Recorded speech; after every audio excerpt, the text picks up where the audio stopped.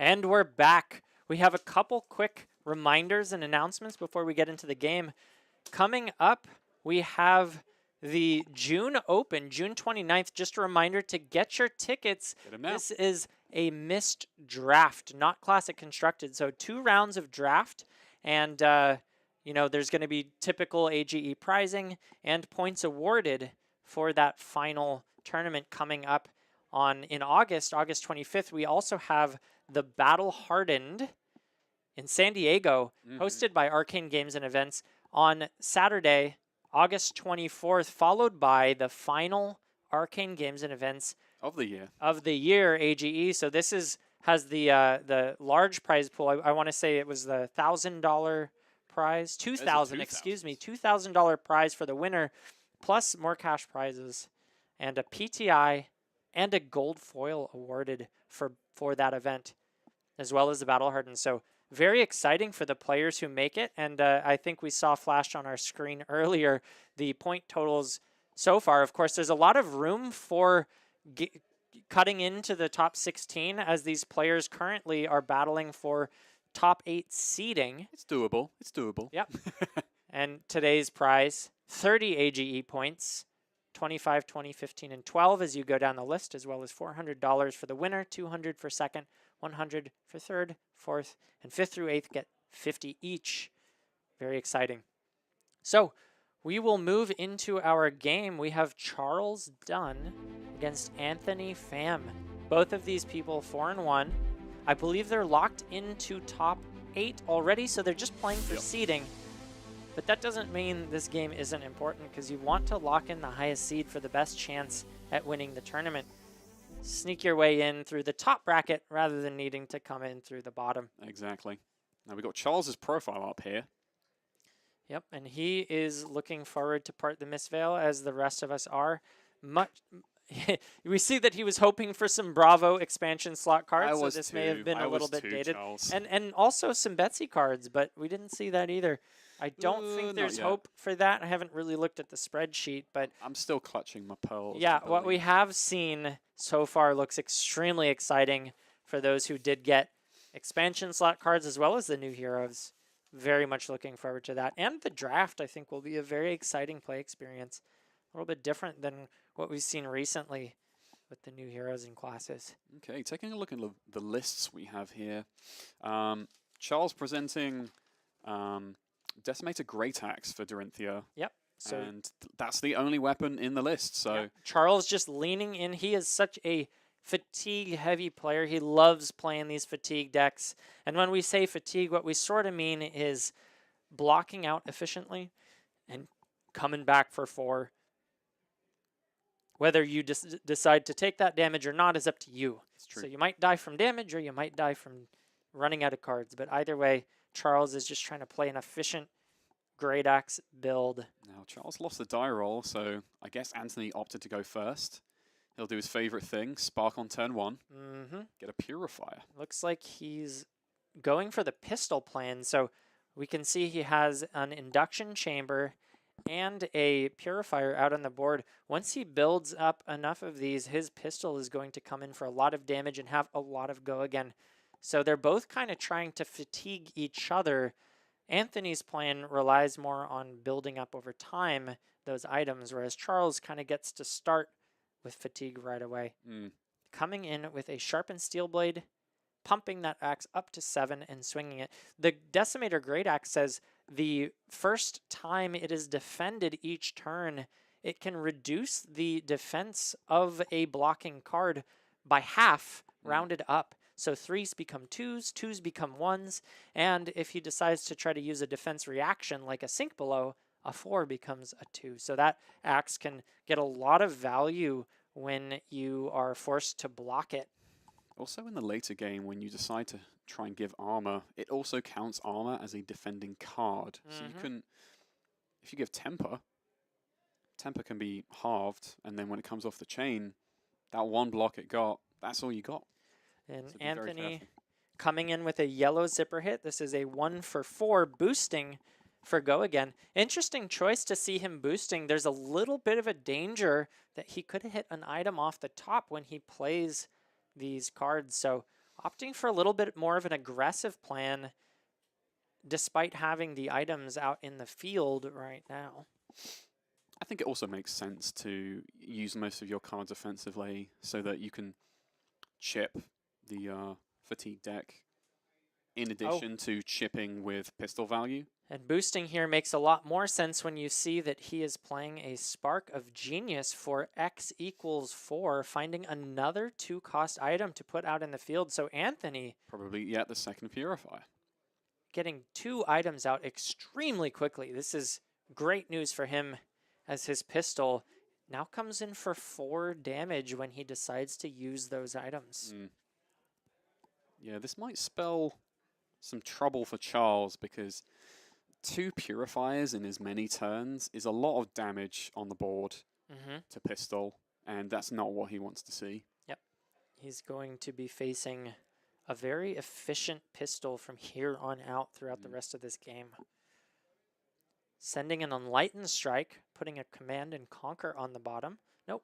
Thinking about it? He's thinking it over, because it could be a 2-card 7, or it could be the 3-card 9 with Axe, but then he has to tuck away the CNC. Yeah. Okay, so he's committed, I think. Puts the CNC on the bottom, and deciding he needs to put his pedal to the gas right now, or his foot on the gas.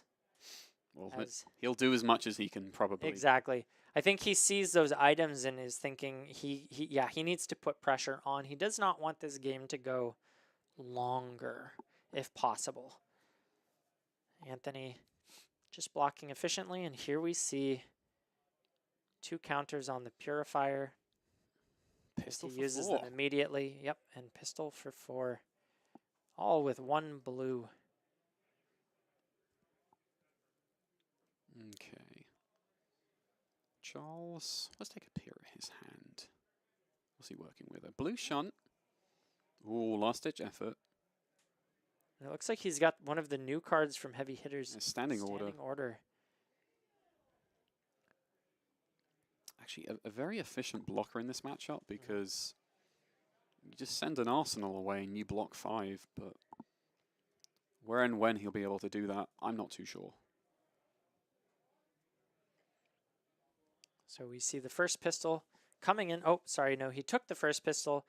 Anthony gave it go again with the induction chamber, and now he's sending the second one. Charles decides to block 3 of it, taking 1. Now sending a felling swing. So this says your next axe attack gets +6, sending in that great axe for 10. So they're really exchanging blows here, sending a lot of damage back and forth.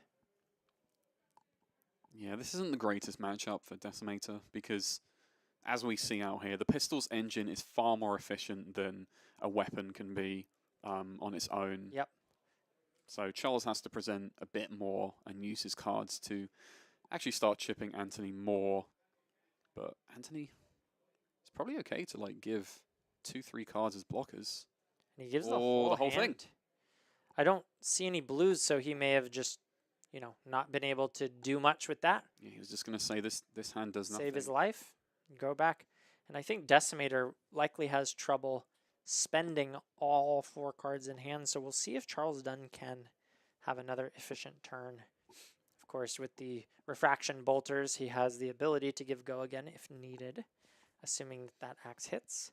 We see Warmongers. 4 cards in hand.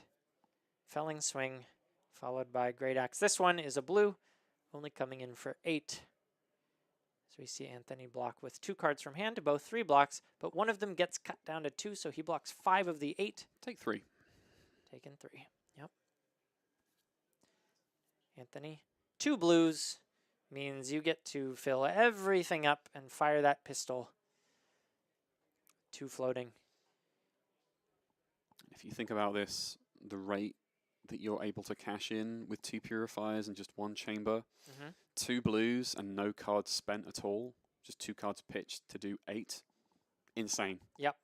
Very, very strong. 2 card 8, very consistent damage. And I think he may even get to keep a counter on something at the end of all this. Yeah, he will. He'll probably either put it on chamber or Yep. pistol. So building his way up to a 1-card 8 as he slowly builds those counters. Coming in for 4 more. Charles Dunn just takes it. What's the hand Charles is working with that he wants to make? He wants to use everything. Ups tunic. Okay. The Warmongers could be Interesting. a pretty important card. He's going to tunic for cleave. This Uh-huh. is fairly large. Yeah, that's a lot of damage coming in for 11 on the axe. I wonder if he decides... No, I think if he wanted to use the refraction bolters, You would have seen locked him with block them it. prior, yeah. Yep, so... I think he's just threatening like an Ironsong response or something like that. Sure. Ah, Oh, it was a sigil. there we go. Use every card in hand. Yep, he pitched it. I didn't see that. So, wow, good swing there. 28 to 23 now. Kind of coming back there. Very good turn for Charles. You're not going It too looks like badly. Anthony just loads everything up, passes the turn, and Charles gets another opportunity to Yeah, swing. because Anthony knows that there's like a floor or a ceiling to the damage here, Yep. and he can't always use every card in his hand, but that's the reason that you play both a red and a blue Yeah. of Felling Swing, because, you know, it mirrors one of my favorite Oldhim cards in Glacial Footsteps. Like, the blue one is blue glacial, the red one is red glacial. Yep. It's the same damage, it just has no dominate on fuse, it has evasion on what it can shred to block half the printed value. And Charles decides to use the bolters, so did miss his opportunity to block with those. Hopefully that one damage doesn't come to bite him. But he doesn't want to IP himself, opting to use the boots there rather than waste that card in hand. No, absolutely. So Well, I guess he didn't get given an opportunity to block with it because Yeah. Anthony just passed. Yeah, that's one of the things about passing into a fatigue deck is they really do want to use their cards on defense. So here we go. Another use of high octane today on coverage. ooh, high octane in this spot could be pretty strong depending on the number of blues he has to fuel that. I see 2 yellows in hand. 3 yellows maybe? There's one of those a blue. He's going way too fast. Zipping. Everybody through slow his down. I don't know. How is it that every single Flesh and Blood player has this like flicking through their cards during their turn thing? I never did that. I'll give you the source, Michael. It's because most of them are Magic carryovers. Is that something they teach you in Magic? It's just a thing where like to provide as little information as possible about Right. what your draw dictates about your Yeah. turn, a bit like poker. Sure, you just riff shuffle all it the up shuffle, so that yeah. they can't know what you're doing. But yeah, I did see 3 yellows there, which is, you know, those are resources, maybe not blues, but they're still good. Now, what's interesting is that because of boosting to Spark of Genius, Hold the Line is active for Charles, and he has it in hand right now. Really? Yeah, because he high octane. Yeah, drew a card, and then, yeah, he drew a card off of the Spark. So So he's going to get 5 value from that block. Yep. And depending how he organizes it, he can spread that 3 block because it's damage prevention across the chain links from pistols. Yeah. So that's pretty good. using the 2 purifiers, pumping that pistol up, plus 2 damage, bringing it to 4 for the turn, then just sending another zipper hit, getting a few more action points, getting as much value as possible out of that pistol this turn. And I didn't see what he drew. It is a blue. That is fantastic for Anthony. He's going to send a lot of damage here. Hopefully even that life total out a little bit as Charles decides he's going to hold the line here, stopping 4 and floating 1 of that damage prevention onto the next attack, because hold the line says it's a defense react, blocks for 2, and prevents the next 3 damage. So it's a really solid use of this card, and even more so in Dash, because if it was just the pistol coming in with an induction chamber and not purifiers, 2 damage is really hard to cover up. Yep. It's similar to like the Kodachi lock problem. Your cards block 3 on average. It's hard to cover up. Sends another zipper hit here. This is a lot of damage. He has 3 action points and a blue in hand, meaning he can I think send 4 more gunshots after this, 4 each, 16 more damage waiting to come through. I think I did that math right, because he already has the counter on the pistol, and he has the go again on the induction chamber. He does. Wow, this is a crazy turn from Anthony. He's gonna do a lot here.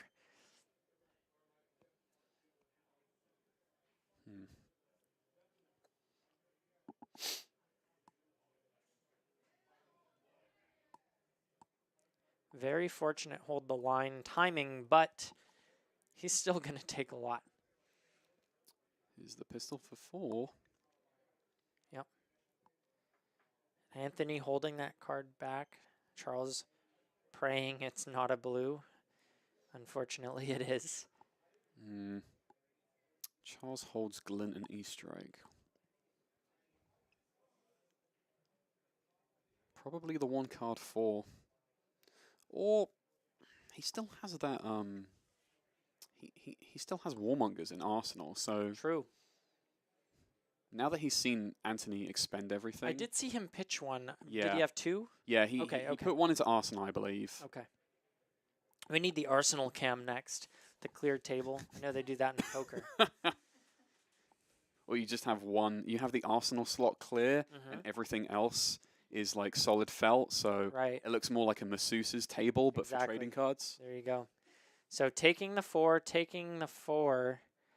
You can see he's down to 15 now, thinking about this 3rd pistol swing. Yeah, 1 big. With a potential 4th coming in, just absolutely brutal how much damage Anthony is pushing forward as Charles decides to block 3 of it, take 1, and there's the go again in the final resource, putting that counter on the pistol. Oh my gosh, just kidding. He's got 2 resources.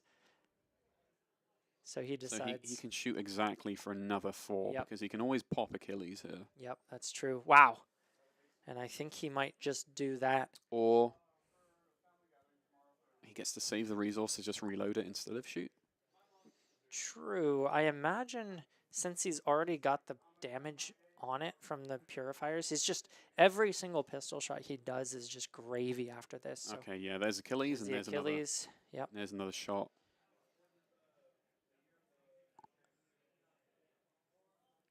Going down to 9. So wow, that life lead that Charles built up just going down to next to nothing. And here's what? Warmongers. Yep.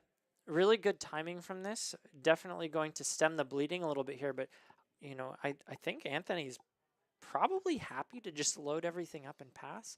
I mean, I'm sure he would rather keep the pressure on and do both. He holds another high octane, so maybe that's exactly what he's doing. Oh wow. Well, no, he can't. I mean, he can't play it. No, but what I mean is that he'll reload everything here. Yeah. And arsenal it for yeah, next that's time. true. Yep. So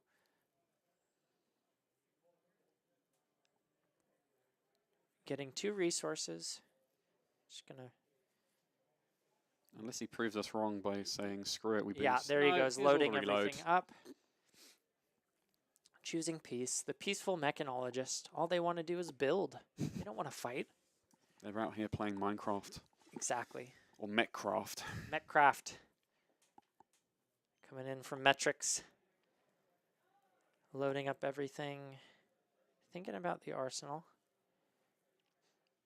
Teklevossen has his own private exclusive Metcraft server. He hasn't put a counter on the pistol as he goes to... That, yeah, so there's an interesting distinction here with mech because... Oh, it's a weapon. It's a weapon action. Very so interesting. You cannot reload a pistol. Good call on that.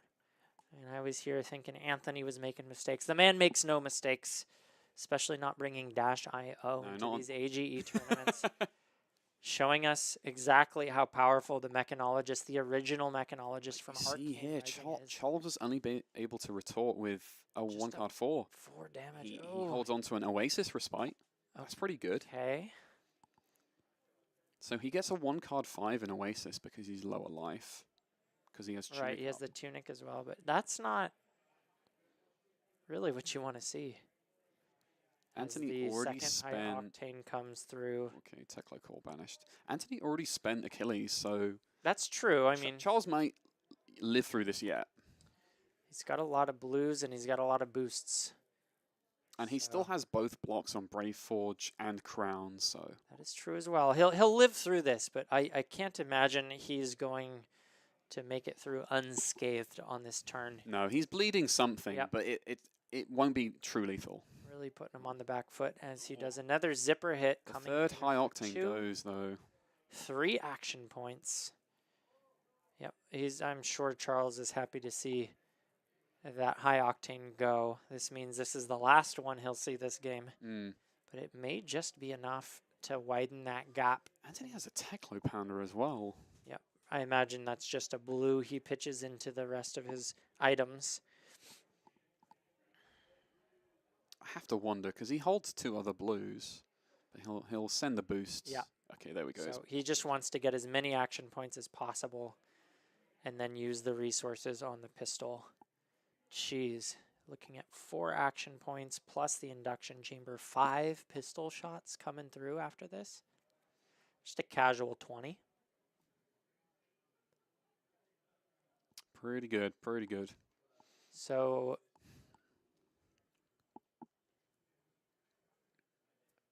he does have some armor block to help him out here, but he's not going to have anything to do after this. He's going to have to commit the whole hand. Yeah, there's no doubt he had to give the whole hand, but yeah, Oasis puts him up to 10. He might even crown away his arsenal to get a 3 block or something. True. What do we find, Charles? A smart play there. Is it a sink below? Is it something really good? Could be a blue. I think I saw Even it. a blue 3 block would do him good here. He takes it. Going down to 4. 1 more resource.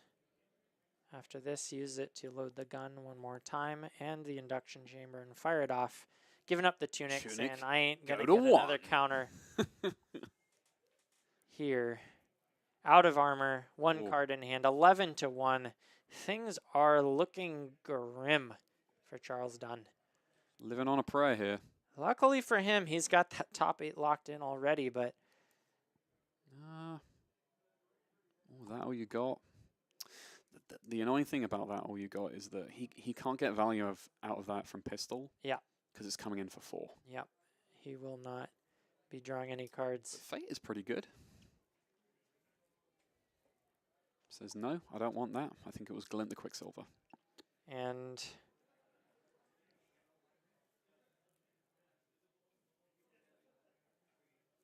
loading up a little bit here. 1 on the gun, 1 on the purifier. Boosting. Yeah, Anthony has 3. a red in hand. Sending 4 more. We'll probably pocket that. Yeah. Oh, wow. Shunt. Paying for shunt. Does 1 damage still. So Charles just hanging on by a thread. I'm not sure what he arsenaled there. Unless it was a 4 block D-react, I don't think it matters all that much. I mean, the next break point is really going to do it. Yeah. Which, honestly, is still just pistol. And here we just wait until Anthony pushes enough to get over. I think there's not a whole lot Charles can do. Aha! Standing order proves me wrong. Shows you can get value out of that arsenal even if it's not a D-react. Load all these up again. And, yep. Bunch of yellows. Charles thinking, why couldn't you have drawn those earlier? Give me 1 equipment, please. As he blocks everything, and here we are, just kind of he's in the spin cycle now. Yeah. Can't keep a hand. Anthony just needs to piece together lethal. A lot of these are blues, but it's in the pistol shots that it's going to get him. Well, the pistol shots at this point are demanding 2 cards or a defense react. Ooh, a sigil in hand might Sigil's helpful, yep. It helps with those break points. Hold the line, however. Yep. No. Hold the line is not good right now. Hold the line. Not very good anymore, you're right. Just a 2 block. I I think it's a really awkward hand of, hold the line and blue shunt. So Ooh. the best Charles has got. Well, chipping away. If only he had 10 more shunts in his deck, he might have a chance. Anthony just loading back up, using those resources. Yeah, he's been conscious of what he pitches and boosts here. Yeah, he's trying to find those break points. Okay, he banished a red though. Yeah. He would have. Charles has said, "I'm good taking one." Yeah. Takes that there. Says, what else do you have? Another one. Says, I'll take it as well. Yeah. You need to do better than that. Mr. Pham, if you want to spend a card to do a Kodachi swing, I'm totally fine for it. And he sends the Pulse Wave Harpoon. So this is going to do it, as Charles only has one blocking card in his hand, or one defense react that costs resources. Good game. Well played by Anthony Pham. I just read that. Anthony Pham. Anthony Pham coming blam blam with his pistols. Finishing the game. Well played by him. Two high octanes. Doing the work. And oh, look at that. I must have misread it. It does say Pham after all. Wow. That's amazing. Yep. All right. So we'll take a quick break here, and then I guess a bit of a longer break as we cut to top 8. We're going to have a little dinner break for the players and for ourselves, and we will, we can do a quick interview actually, and then we'll I'll talk about that other stuff. So quick break here. We'll do our interview. We'll see you all in a minute. Don't go away. Okay, cool. So we've got 5 horse. Oh, we're back. Hello, everyone. I was looking at a graphic. I've got 2-time winner on showcase matches here, Anthony Pham.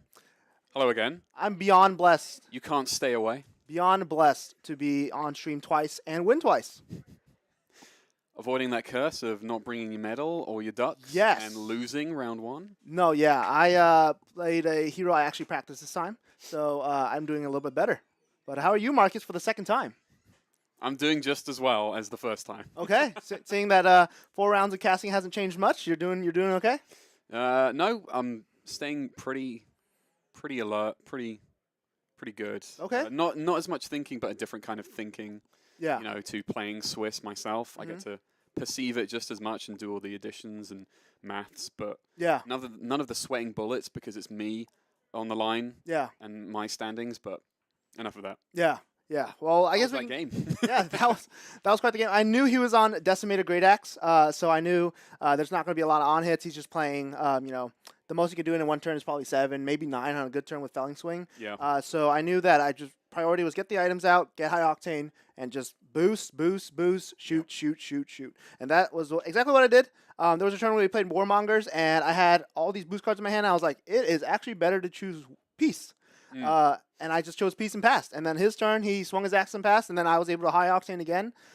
So yeah, it works out. It was definitely a lesson of patience. Of you only play around high octane because that's the most bang for your buck with pistols and chambers. So empty boosting will definitely lead you to fatigue. Yeah. So in Charles' deck, he's very he's the fatigue master.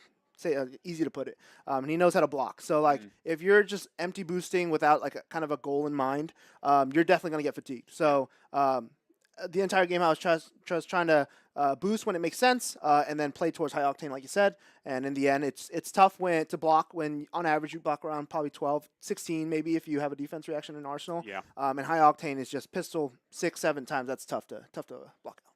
Yeah, and especially because he loses a lot of block value.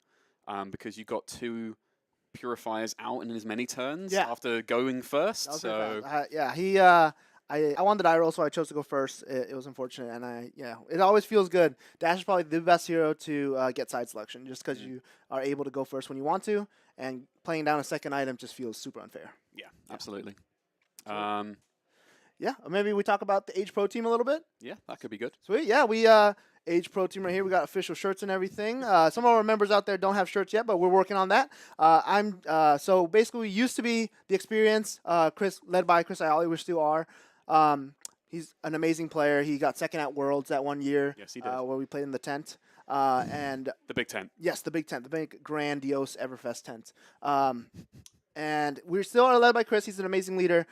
We picked up a lot of different members, Colin, Moises, a lot of people that play in this Age Pro Team circuit, and we're always just bouncing ideas off each other. We're really lucky to have a good testing team. We definitely engage in a lot of banter, but in the end, results is what matters, and we try our best to get there. And we're always having the next best ideas. There's a lot of banter out of the brothers named Vor. The Brothers of War, yes, the Brothers of War. You should have done this line. You should have Yes, done that one. keep an eye out for some more stuff coming up.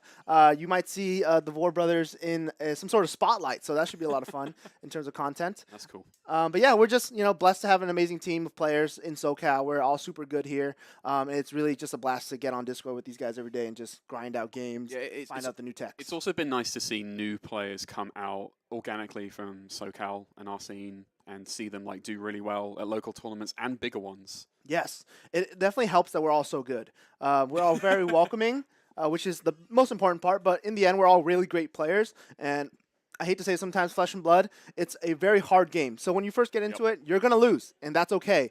If you stick with it and you really like how the game's played, you're going to learn. All the players around you are very good. They're always more than happy to help, and you're going to become a great player if you really put your head to it. So it's definitely worth the time investment with Fab. Exactly. Whatever hero you play, there will be a time in the sun for all of them. That's how you get good. Come, come to to locals. Play at armories. That's how you do it. Come to your armories and earn a bit of experience. Exactly. Both on the app and off the app. Yeah. Exactly. Sometimes get a cold foil. Yes. Rainbow extended our And promos. a playmat. Playmats are free. Playmats are good. But anything else you want to... I was about to talk about the meta share, but sure, we can the go to graphic that. it went crazy on that's us. fine. We've got a metagame breakdown here. Oh my god. We've got 5 Horsies, 5 Kasai, 5 KO, 3 Kano, 4 Azalea, 3 Rhinar, 2 Dash IE. Yes, We no fixed Dash that one. IOs. No Tyler today, so no Dash IO. Unfortunate. Yes. This is a very cool meta. I think it's pretty, Kasai, KO, and Victor are very top heavy, but it's cool to see so many heroes, and the top 8 even too looks like to be pretty diverse as well. We got, I think, 2 Rhinars in top 8 maybe. Yep. That's not good for me because I'm playing Dash IE. And you but hate Intimidate. yes, I do hate Intimidate. I do hate item destruction. But it looks to be a very... I always think this is a healthy meta. I know everyone thinks Savage Sash is the next, broken thing. I mean, it just came out, so yeah. the data will follow, and then the proof will be in the pudding. Yeah. I think it's good. It's very good for the best deck in the meta. But I think... KO, obviously being the best deck in the meta, definitely has his bad matchups. There's no easy way through a tournament when you got to run through Azalea with those Reds and Ledgers. Dash has a really good matchup too because you're racing so hard with Pulse Wave. I think not that he's overrated, but KO isn't such a kind of oppressing best deck in the format because it's no on hits for the most part. Send packing CNC maybe, but it's just raw damage. It is raw damage. It's not quite Lexi, but people will spin it in such a way that they think, oh, this is the new Lexi. Yeah. I can't believe they gave so much power to this hero. You can play exactly the right combo. You can wild ride and somehow you draw cast bones off the top and you discard it. You don't get go again. And then you think, why did I pick this hero? Yes, and that is the best deck in the format, my friends. Yes. But also, as we said earlier in the cast, 517 Living Legend points, pardon me, no joke, in 4 months. It is tough, man. When I first played this game, Living Legend was such a cool idea. I was like, no, I've never seen anything like this. If a hero's too good for too long, they're out. But as I play more and more and seeing different heroes LL during certain formats, it does kind of suck. When you're playing a hero for a long time and they, happen to win nationals or happen to win worlds, and they just get a bunch of LL points out of nowhere. Even during ProQuest seasons, the heroes pick up 100, 200 points. Yeah, which is kind of insane. Yeah, and that's honestly the source of most of KO's points was ProQuest wins because they all count for 3 points each. Yeah, I'm not sure if it's a thing where too many. I love the fact that there's more tournaments. I think there should always be as many tournaments as there can be. Yeah. Maybe scale down back on the points just because maybe we're saying this only because KO's not oppressive as other heroes. But I'd rather it be less points and maybe some changes can be made if they are oppressive. That way, people that are attached to heroes, people love foiling out their decks, man. If you're attached to a hero, you don't want it to be LL'd, right? I played Icelander for the longest time. When she LL'd, those Alt-Art Channel Lake Frigids just sat there, and they are. I'm still crying at it every day. When I go to grab like a wizard card for my Kano deck, and I'm like, oh my god, there's the 3 channels, the 3 Aether Ice Veins. I miss my Ice Veins. I miss my Insidious. Yes, funny story. We play on the same armory, Kingslayer Games Found Valley, and he's never going to forget this story. He comes with Icelander literally like the week before she LLs, and he's never played Icelander before. At locals. At locals. So I was just like, you literally built the deck when she has like 10 points left, Marcus. And he's like, yep. And he played it for 1 week, and she LL'd right after. I went 3-1 and did all right. Yes. I think I only lost to Zach. Zach on Dromai. Yeah. Yes. And like I beat a Dromai that night. Yeah. That was wild. You bring in a LL deck basically. So like that creates feels bad moments, right? True. Like having a deck that you like, or maybe building a new deck because you thought it was cool, and then you didn't know that hero was going to retire. That kind of sucks. But definitely. I think it could be refined. Probably could be refined, but I think it's a cool system, and it's a very unique way to kind of balance the game, which I think is cool.